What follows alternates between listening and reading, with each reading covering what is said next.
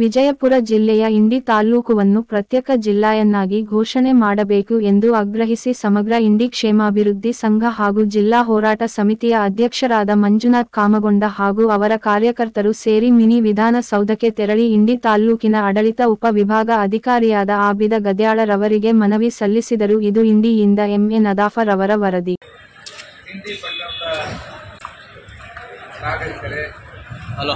ನಮ್ಮ ತಾಲೂಕು ಬಹಳಷ್ಟು ಹಿಂದುಳಿದಿದೆ.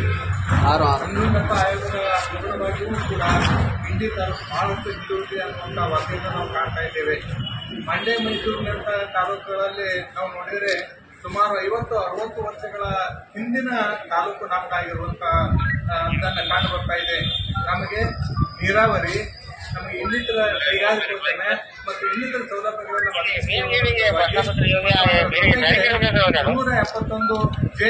ಅನುಗುಣವಾಗಿ ನಮ್ಮ ತಾಲೂಕು ಕೂಡ ಆ ಅಡಿಯಲ್ಲಿ ಸೇರಿಸುವಂತಹ ಉದ್ದೇಶ, ಅದರ ಜೊತೆಗೆ ಕಲ್ಯಾಣ ಕರ್ನಾಟಕದ ಅಡಿಯಲ್ಲಿ ಸೇರಿಸುವಂತಹದ್ದು ಮತ್ತು ಅದರ ಜೊತೆಗೆ ನಮ್ಮ ತಾಲೂಕು ಕೊನೆಯ ಭಾಗದಲ್ಲಿರುವುದರಿಂದ ಮಹಾರಾಷ್ಟ್ರದ ಗಡಿ ಅಂಚಿಗೆ ಅಂಟಿಕೊಂಡಿರುವುದರಿಂದ ನಮ್ಮದೊಂದು ಜಿಲ್ಲೆಯಾಗಬೇಕು ಅನ್ನುವಂತ ಹೋರಾಟ ನಮ್ಮೆಲ್ಲರದು.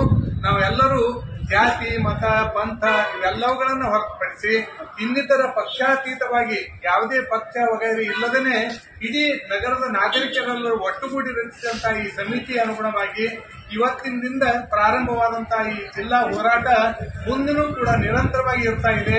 ಅದನ್ನ ಮೊದಲನೇ ಹಂತದಲ್ಲಿ ನಾವು ಉಪವಿಭಾಗಾಧಿಕಾರಿಗಳಿಗೆ ಈ ಮನವಿ ಪತ್ರವನ್ನ ನೀಡ್ತಾ ಇದ್ದೇವೆ. ಇದನ್ನ ಸಂಬಂಧಪಟ್ಟಂತಹ ಅಧಿಕಾರಿಗಳಿಗೆ, ಮುಖ್ಯಮಂತ್ರಿಗಳಿಗೆ, ಜಿಲ್ಲಾಧಿಕಾರಿಗಳಿಗೆ ಇದನ್ನ ಕಳುಹಿಸುವುದರ ಮೂಲಕ ಇದನ್ನ ಈ ನಡೆದಂತ ಬೆಳಗಾವಿ ಅಧಿವೇಶನದಲ್ಲಿ ಚರ್ಚೆ ಆಗಬೇಕು ಅನ್ನುವಂತ ಕೂಗನ್ನ ಅವರ ಮುಖಾಂತರ ನಾವು ಇವತ್ತು ಅರ್ಪಿಸ್ತಾ ಇದ್ದೇವೆ.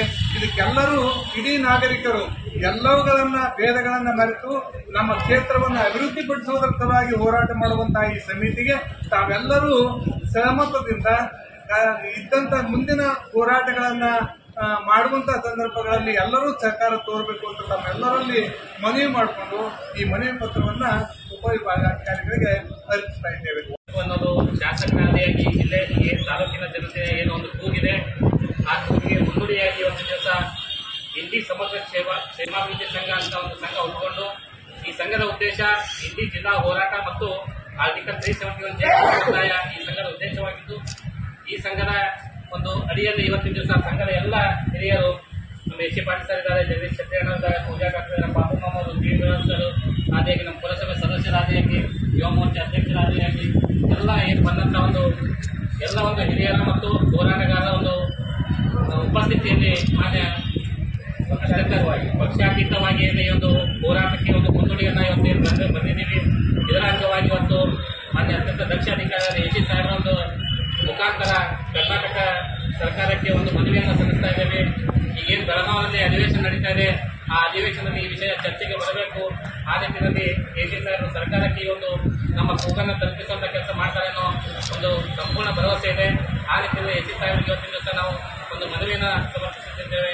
ಆ ಮನವಿಯನ್ನು ಎ ಸಿ ಸಾಹೇಬರು ಸರ್ಕಾರಕ್ಕೆ ತಲುಪಿಸುವಂತ ಕೆಲಸ ಮಾಡಬೇಕು ಅಂತ ಈ ಮೂಲಕ